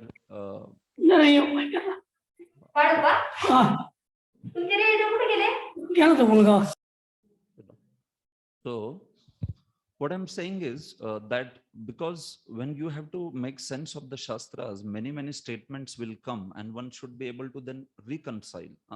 So sometimes it might be an austerity also to take some statements and try to understand it from multiple angles, read through the commentaries and all. But that effort is needed actually. Some sincere souls, some who are wanting to know Siddhanta, actually, they should do it, isn't it? Otherwise, because I am member of Shastric Advisory Council, I can tell you that many people outside ISKCON, they point at Prabhupada's words And then they will say that, how is your Prabhupada writing like that? Huh? So if you have to defend why he writes in that particular fashion, then you will have to know also the other pramanas which they accept, right? Within ISKCON, I agree very much that we can speak, and accept Prabhupada's authority completely. But if there is an explanation needed, which is asked from outsiders, so then we also have to be ready to thoroughly speak about Prabhupada's, concepts and analyze it from various shastras, angles. And then we may understand that actually what he means is not what we have been understanding, but it is something else. So Prabhupada is perfect. See, we don't have even an iota of doubt about that thing, because Prabhupada knows Siddhant very perfectly well. But when we understand that Siddhant, are we understanding it perfectly the way he means it? This has to be checked with learned people always. This is very important thing. Otherwise, we may take a particular understanding of Prabhupada and think that it is like this, but actually it need not be. When we see overall thing, then only we understand, oh, actually what he means is this. He doesn't mean this particular thing, that way. So in that, the statements, their weightage, how many statements he made like that, all these things are there. And as a member of Shastric Advisory Council, I deal with hundreds such statements of Prabhupada. I can tell you. You may be knowing just one or two, but I can tell you hundreds such statements are there, which need a investigation and explanation. These are the statements which are pointed by outsiders, saying, why is Prabhupada saying like this? Where is the Shastra Praman for this? So then, what is the standard understanding within ISKCON that needs to be re-seen and re-understood like that? So that is the point. So this soul remains in Brahmajyoti forever. Yeah, he remains in Brahmajyoti forever. But then the constitutional position, like we say that service and all, Brahmeti, Paramatmeti, Bhagwan is the ultimate. So then what means he doesn't? So that's what, no. Just as I said, even in the material world, he can stay for eternity, Jiva. Similarly, he can stay in Brahma also for eternity. So there is no question of his reaching Bhagwan's understanding and service and all. Unless and until he gets mercy of the devotee. But that you said is very rare, because there is no rare. duality there. Yes, very rare. Yes. So yes, in that case, if we are not entertaining that possibility of a rare, then there is. That's why spiritual suicide, Prabhu. That's why it is considered such a serious thing, because you settle down with your free will now. Finished. Story ends there. See, otherwise, suicide is not such a serious thing, no. When you call it at spiritual suicide, if one is going to fall back, always, then it's not such a serious thing. It's just like any other heavenly planet. There also you spend a lot of time, and here also you spend a little more extra time. That's how it is, no? That way. So what does Shastra say? Shastra says that a jiva can settle with even Jadananda or Brahmananda or Vaikunthananda. That's how the energy of the Lord is so thorough, actually. She can cause jiva to settle with anything this way. And this is what they desire. So they are offered that thing. That's a conscious desire that they make like that. So that's how they are offered such a thing. So this is. So this way, this is worse than going to heaven also. So that's what, Prabhu. That's why Kaivalyam Narkayate. Why he says Narak? Actually, if you read Srila Jiva Goswami's explanation in Sandarbhas and all, it is worst. He says, and that's why Prabodhanand is saying Kaivalyam Narkayate. He is saying it is worse than anything else. Kaivalya nahi chahiye bhai, humko hum narak mein chale jayenge, lekin Kaivalya nahi chahiye. Kyunki narak mein bhi udhar bhakt aayega. There is a hope that in Naraka also devotee can come. But in Kaivalya, oh, absolutely, it is just hopeless place this way. So this is how it is. Yes, Prabhu. Puji, as you said that from Brahma Jyoti, that particular devotee doesn't fall back. So how originally we fall from spiritual world? Who? We as a conditioned soul. Oh, that is a big story. I'll not get it. How Jiva, fall of Jiva, right? It's the most controversial topic. Yeah, Because you we can have meet that- me personally. I can tell. I am okay. As Prabhupada we should continue to, at least, understand that. Prabhuji, sometimes soul also merge in the body of the Lord. Yeah, So what happens that to is such? Ishwar Sayujya. Yeah, both of them stay like that. It is also like spiritual suicide. Very clear. You read Bhakti Samvit Sindhu, two ways, Ishwar Sayujya or Brahma Sayujya. So he says that both of them stay just like that. It is basically not much different. Ishwar Sayujya is considered, in fact, even more, even worse because of the aspect that typically who get Ishwar Sayujya is those who are demons. The demons who are killed by Krishna, they can get the Ishwar Sayujya that way. While Brahma Sayujya is accepted by this process of Brahman realization and all that. But practically, as far as destination is concerned, that destination is beyond material world. Shri Rupa Goswami calls it as Siddha Loka. So this Siddha Loka doesn't mean material worlds, but beyond Tamasah Parastat, he says in Bhakti Samvit Sindhu. So he says that these two people, one is the Brahmavadi who desires, and then second is one who is the person who is killed by the Lord. They both of them, they achieve Sayujya. And he says that they stay like that. That's their destination. Meaning it's not like at Mahavishnu's, at the end of, meaning when Mahavishnu again glances, then Mahavishnu Jivas, the Jivas from Mahavishnu's body come out. But they, because they have karma, but these people don't have karma. So that's why, although they go in Lord's body, they never come out. They stay like that. There is no question of devotees association also. So that's what it is. It is practically Sayujya. It is considered Sayujya only. It is also Sayujya. So now when it is said they are killed by the Lord. So if they are killed by Lord Krishna, then they will enter Lord Krishna. So that's what, Prabhu. When we say that merging in the body of the Lord, Ishwar Sayujya, that is not considered like staying in Golok Vrindavan. It is not considered. Although it is in the body, it is more or, see, Rupa Goswami says it is more or less like Brahma Sayujya only. It is within the effulgence of the body. So that is what you call as Ishwar Sayujya. Ishwar Sayujya and Brahma Sayujya doesn't make much difference in that. Even in Chaitanya Charitamrita, if you have seen, there is not much difference made there. Only in terms of what is more verse, what is verse is spoken there. In terms of destination, both of them have one destination only, which is that, Siddha Loka, which he says is effulgence coming from Lord's body. So you call it as Sharir Sayujya or Ishwar Sayujya, or you call it as the Sayujya of the Brahman, that way. So I'm sure I'm speaking some of the ideas which are very new to all of you, but the verse also spoke about this particular aspect. And I also want to tell you this thing that, see, we are very mature in presentation. Presentation of some Siddhanta, when we do it in a way that, oh, Prabhupada seems to have made a mistake here, that is very deadly. We don't do that kind of, because Prabhupada will not make a mistake. Prabhupada is a perfect Acharya. But our understanding of Prabhupada can be very much faulty.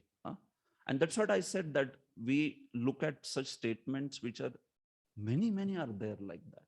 So which those statements need further explanation, like that. And those explanations, as a member of SAC, we are also trying to get like that. Like, just for example, the whole overlapping of yugas concept is spoken only by Prabhupada. It's not spoken anywhere in Shastra. Nobody else has spoken. That Ahalya, that story, that is only spoken by Prabhupada. No Jeev, no Sanatan Goswami, Baldev Vidyabhushan, Vishwanath Chakravarti, Bhakti Vinod Thakur, nobody has spoken that. So now this was raised as one of the questions from a Gaudiya scholar, saying that where is this coming from, like that. And so we have the task of finding out. Our Acharya is saying, so who will defend the Acharya? हम लोग ऐसे नहीं बोलेंगे, अरे मालूम नहीं हमको भी किधर से आया. We also don't know, right?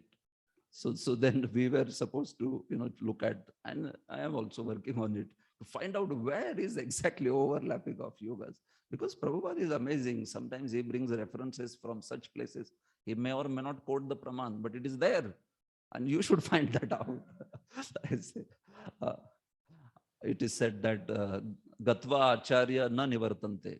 आचार्य जाके वापस नहीं आते हैं, डिफेंड करने का काम वो बाकी लोगों को दिया रहता है. He will not come to defend. He has spoken it, and it is truth. You should find out what is truth, where it is being spoken from, like that. So in this way, Antardvip Prabhu, yeah, I was going to request you to comment. Yes. Prabhu, can I show one letter and ask you a question? No, Prabhuji, there are many references. I am saying no. Prabhupada, not only in terms of letter, but even in purport, some 2-3 statements are there where he speaks this idea. No, in terms of he specifically mentioning about a person in Brahmajyoti. That's what I'm saying. Brahmajyoti only. In terms of Brahmajyoti, somebody being in Brahmajyoti and falling from there, even in purport, I can show you. A letter is anyway, as per hermeneutics, a little less authoritative. Hermeneutics means understanding Prabhupada's words, which is most authoritative, which is less authoritative. Like, so letter is less authoritative. There are even purport statements like that. But when they were discussed at the higher level, even at the level of scholars in SAC level,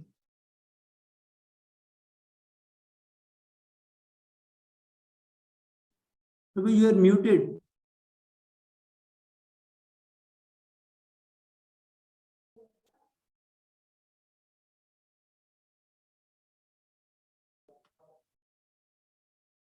so what I would say is that in such cases, you can also see, I am not the final person. You can also check this with personalities like Bhanu Swami, who is quite a learned person, right?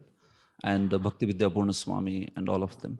And you can see that that level of discussion is also happening that way. So at the level of Bhakti Vaibhav, if we discuss these things and understand that, okay, when our Acharya says something, then we have to also know where from Acharya says and how this is understood and all that. So that idea should be known, to you people who are studying Bhagavatam very deeply, trying to understand line by line that way. Okay. But just in case if any of you is feeling whatever, little bewildered or like that, there is no cause of bewilderment. See, it's simple. I'm saying that Prabhupada is perfect, but you have to know and understand his statements. And being a reader of Tikas, I can show you that sometimes you may understand something, but when you go through the Tikas, then you understand actually it's not like that. The real statement means this particular way. Because Siddhant is studied end to end, Prabhu. It is not studied from a single book. Okay. Siddhant is not studied from a single book. You have to have pramanas from many places. Then the Siddhant becomes very, very clear. So till now, naturally, our ISKCON is growing. So we have been focusing and scrutinizingly studying Prabhupada books. So after studying through Prabhupada books very, very scrutinizingly, if somebody is raising some objection with Prabhupada's words and all that, so then it becomes our responsibility to defend, isn't it? That why he's writing like that. Or somebody may just say that, well, I don't care. Prabhupada is our Acharya. And we don't care about anybody saying like that. So that is fine. That is fine within our institution. But do you accept that somebody has to take also responsibility to answer to the outsiders? Or you feel that that answer need not be given only? So that answer needs to be given also to the outsiders. That when something is said, what is the source of that? Why the particular thing is said? So with that angle, that is what I wanted to say. Yes, Prabhu.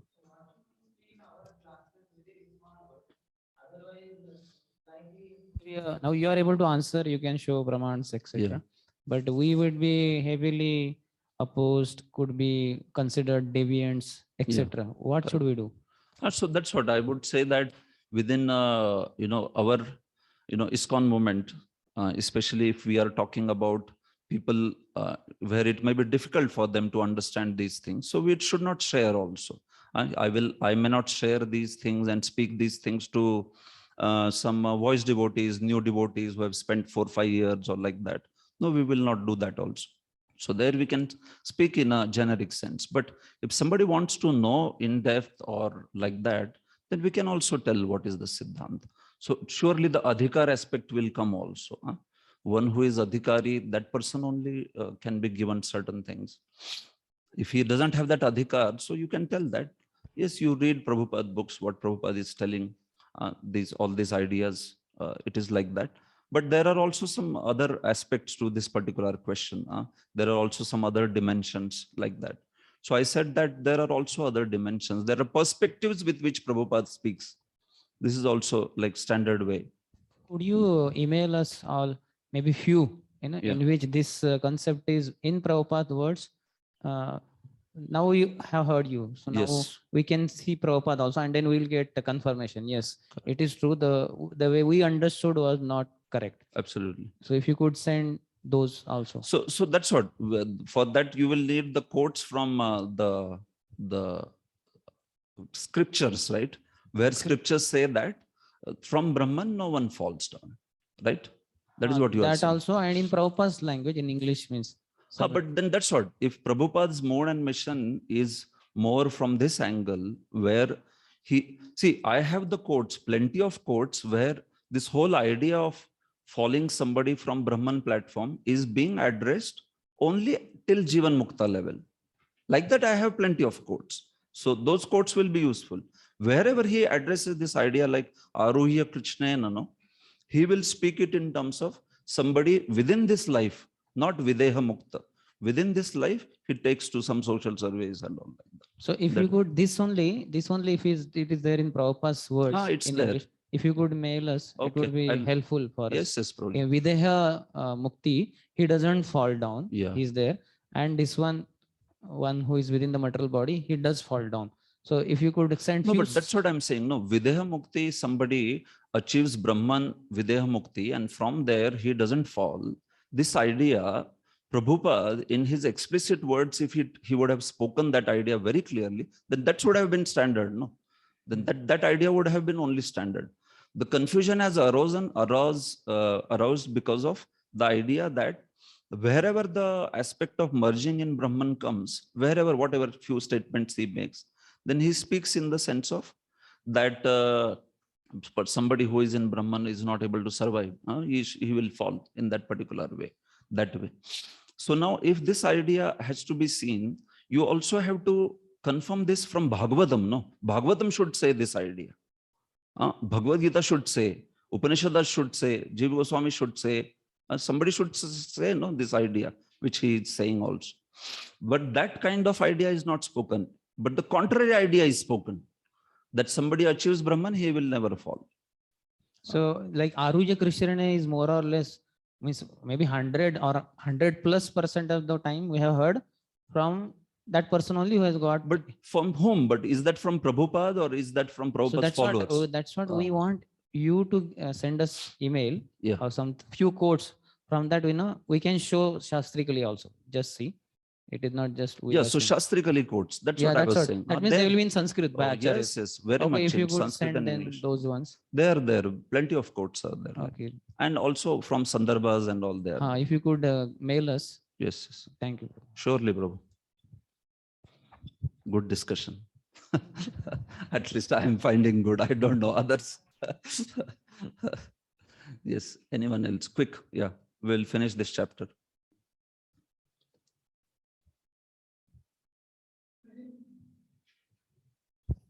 Hare Krishna. This is in relation to yesterday you were speaking about Sankalpa and Sadhana. Sankalpa and Sadhana. For a devotee.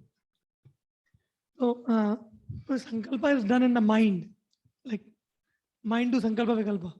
So when we go to, so when a devotee go to spiritual world, will he leave behind his mind? Because with this mind only he has done the Sankalpa. So because liberation means he has to free from subtle body also.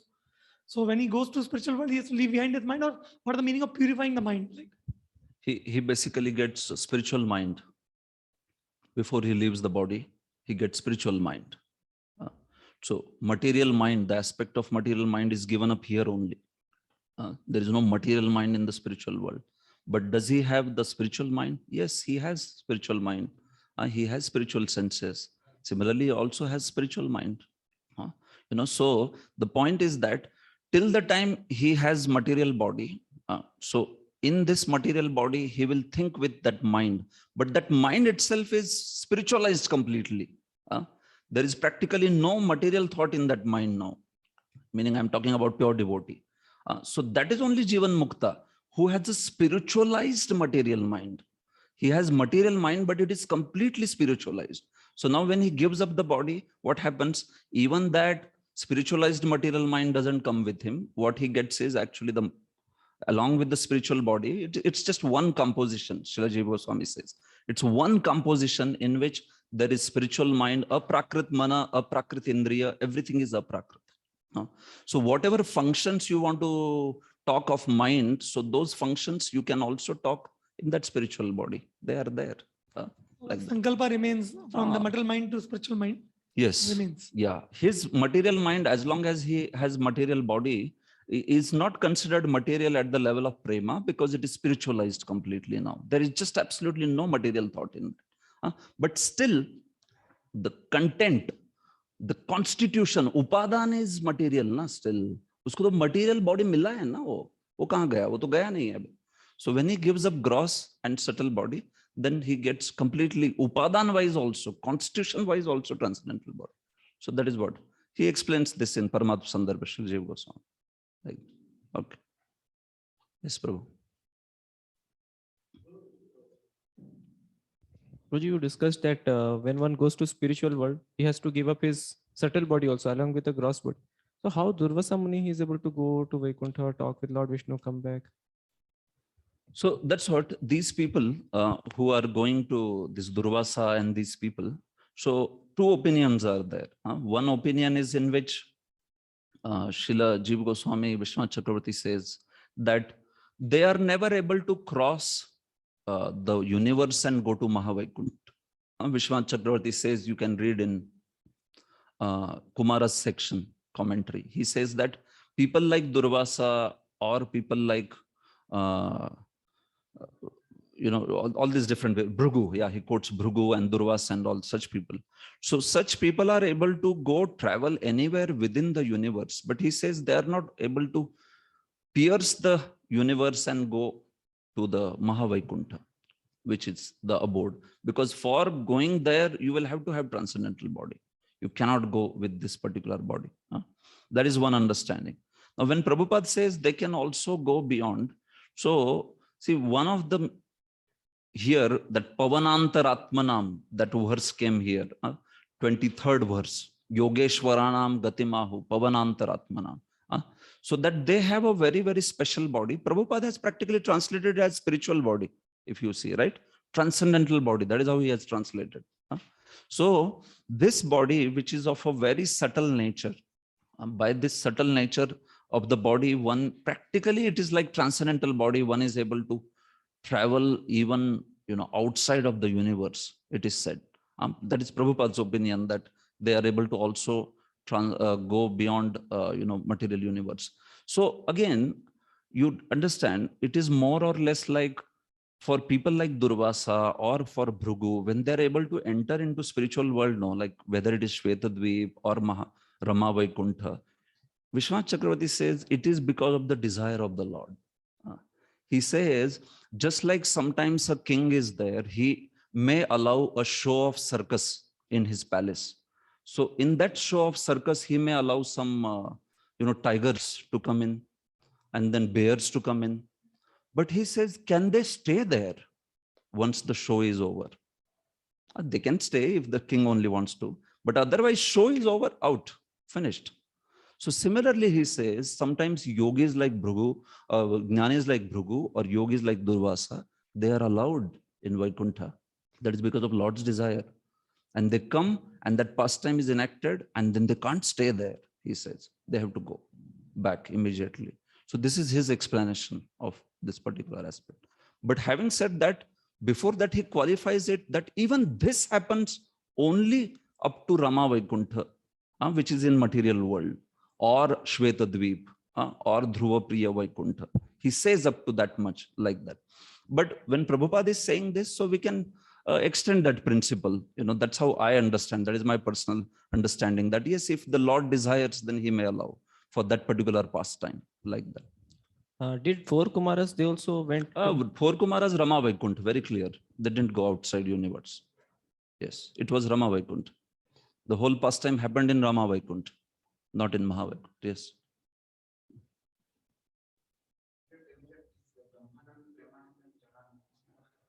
Yeah. So Jiva can settle with all three. So how Brahmanand is somewhat clear because you explained now. Brahmanand is also that's. But how Jadanand can somebody settle with forever? Oh, because there is, within Jadanand also, and there is some potency of Maya. So potency of Maya is there enough that Ajnan is there, and she gives enough sense objects by which one keeps on rotating with that hope that he will be happy. What is that? Narakasthopi Vaitavat, right? Even in the hellish planets, from this suffering to that suffering, Vallabhacharya explains, अभी इसको पीटने वाले और आगे फिर cut करने वाले. From this suffering to that suffering, in between he gets time, he wants to enjoy sex pleasure. Between these two sufferings. So Jiva can settle even there actually. तो फिर उसके बाद तो जड़ानंद में और काफी कुछ है, right? Many things are there. So it's Maya is so thorough that yes, actually he can settle everywhere. Only thing is that point is, see, it's like Avaranatmika and Prakshipatmika, Prabhupada explains, right? Although he gets the kicks so many times, but what happens is, because also the desire is very strong to enjoy, so Avaranatmika is very clear. And see, this is why, unless and until a devotee intervenes, there is no question of any jiva coming to Krishna's lotus feet. If you think just by punishment they will be awakened one day and they will come to Krishna, oh Krishna, I want to become your devotee, it will not happen. Srila Vishwanath Chakravarti says very clearly that bhakti can come in a jiva's heart only out of great mercy if Lord and devotees intervene and go to him, give some sukruti. नहीं तो भाई माया इतना thorough है ना, जड़ानंद पे भी settled, ब्रह्मानंद पे भी सेटल्ड, हर जगह सेटल कर देगी माया उसको. So that is how it is. Understand? Just as Prabhupada said, no, Krishna is most powerful. Similarly, Maya is also most powerful. So she has unlimited sense objects, which jiva can try to, hanker and try to pursue like that. So that way. Although he's suffering, but then point is that's what, no, you have covering potency also. He realizes it for some time, but then again he forgets it. It's like that. So when that realization will awaken, if he has some sukruti, jo ki created by yadrichaya, by some intervention of devotee, then only it will, be created. Devotee, holy name, prasad, you understand, whole process of bhakti. So that is how.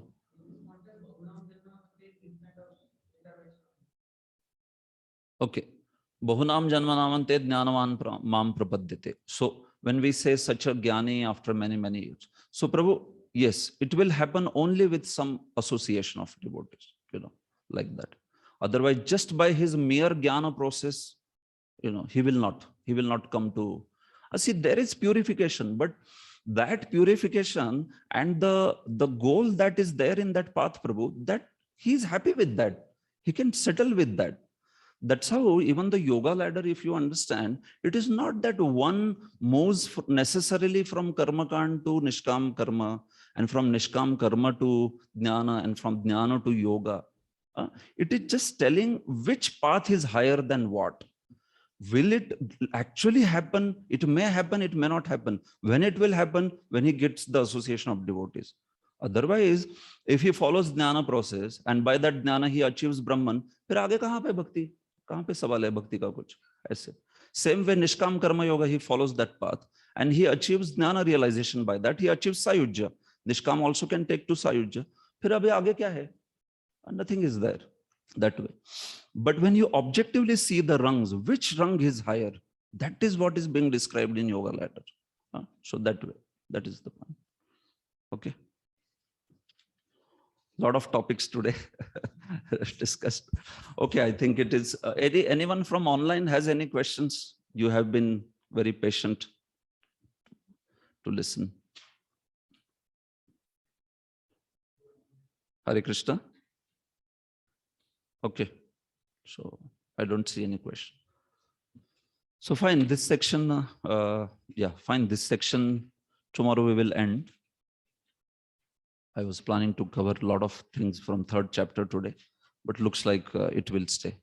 No problem. I am only going to teach the next section also. So what I'll do is I'll finish the tomorrow's third chapter, and fourth chapter I will make sure that I will end in next unit, 4, 5, 6, 7, like that.